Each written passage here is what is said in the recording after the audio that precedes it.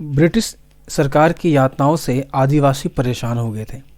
तब तिलका मांझी ने ब्रिटिश सरकार के खिलाफ भागलपुर और संथाल परगना की पहाड़ी इलाकों में छिपकर अंग्रेजों के विरुद्ध गोरिल्ला वॉर लड़ी।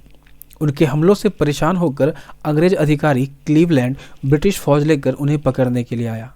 ब्रिटिश फौज जहां तोपों और बंदूकों से लैस थी, इसके विपरीत मांझी और उनके साथियों के पास हथियार के नाम पर मात्र तीर धनुषी थे।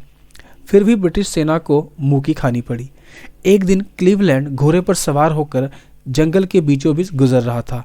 तिलका मांझी पहले से ही रास्ते में ताड़ के पेड़ पर बैठकर धनुष बाण लेकर उसकी प्रतीक्षा कर रहे थे। जैसे ही क्लीवलैंड का घोड़ा पेड़ के नीचे आया, मांझी ने निशाना साधकर तीर से उसकी छाती को वेध दिया। क्लीवलैंड की घटनास्थल पर हुई मृत्यु अंग्रेज सरकार को बहुत चुभी और अंग्रेज सरकार तिलमिला उठी। उसने एक बड़ी फौज लेकर भागलपुर की उस पहाड़ी को घेर लिया जहां तिलका मांझी अपने साथियों के साथ अंग्रेजों के विरुद्ध योजनाएं बनाया करते थे। मांझी और उनके साथियों ने ब्रिटिश सेना से जमकर युद्ध लड़ा और संघर्ष किया। इस लड़ाई में लगभग 300 वनवासियों को अपना बलिदान देना पड़ा, जिसमें तिलका मांझी के परिवार के लोग भी शामिल थे। अंत में ब्रिटिश फौज ने तिलका मांझी को धोखे से गिरफ्तार कर लिया और उन्हें यातनाएं दी। घोड़े से बांधकर उन्हें भागलपुर की सड़कों पर सरेआम घसीटा गया।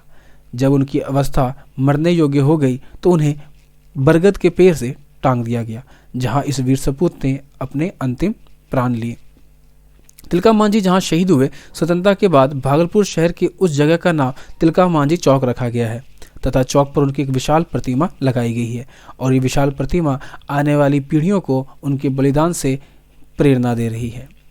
हमारी इस कहानी का मकसद आने वाले 75वीं वर्षगांठ, जिस दिन हम स्वतंत्रता की 75वीं वर्षगांठ मनाएंगे, आज़ादी का अमृत महोत्सव मनाएंगे, उस दिन ऐसे हिडन हीरोज़ और ऐसे वीर सपूतों को भी याद करेंगे जिनके योगदान से आज हम आज़ादी से जी पा रहे हैं।